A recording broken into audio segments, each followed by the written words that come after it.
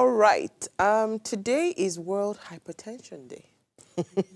It's observed annually on May 17th. It's a day dedicated to raising awareness about hypertension, also known as high blood pressure.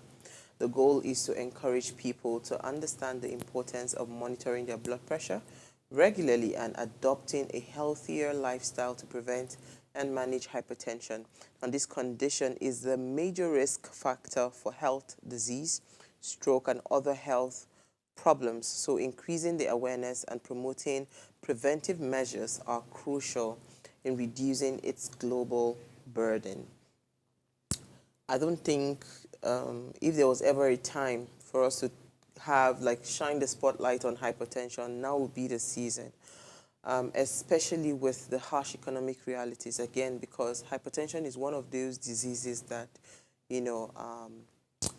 it also kind of like is, would I call it, heightened when you are stressed, when you have a lot of things that are bugging you and all of that. And, it's so painful that these days you hear, hypertension used to be something that old people, like my grandfather actually was hypertensive. So, he was in his 70s, when very late 70s when he passed. But he was hypertensive. So when I used to think of hypertension before, I would think older people that are in their 70s, their, 80s, their 90s. But these days, you see an 18-year-old person that they will diagnose that person hypertensive. I'm wondering, what exactly is your problem? What are you thinking about?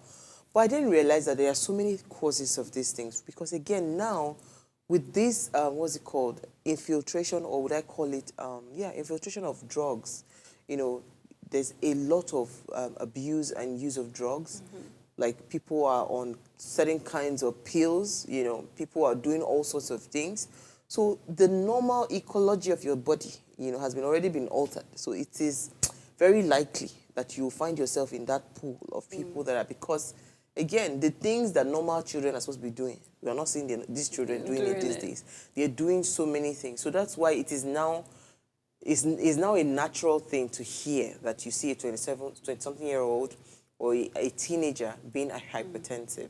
I don't know about other medical conditions that would cause hypertension, but I know that now there's just too many things going on. And I feel like even with social media and the pressure and all of those things, it can actually, for somebody that doesn't have the capacity to accommodate certain kinds of, just look away. It's not by force that you must, you might be in that pool of people that are having, to deal with, stress and hypertension. But what do you think? I totally agree with you, especially when it comes to the area of stress and all of that, because sometime last year, I don't know, I just started noticing I was having headaches that was not going away. I took some medication, but it just, so my mind never did go to the fact that maybe my blood pressure was a little bit high, until someone just told me, just go and check. Like, I'm like, me? Why? No, please. So I just was like, okay, let me just go and check. And it was actually high because I was under so much pressure then. A lot of things were just happening beyond my control.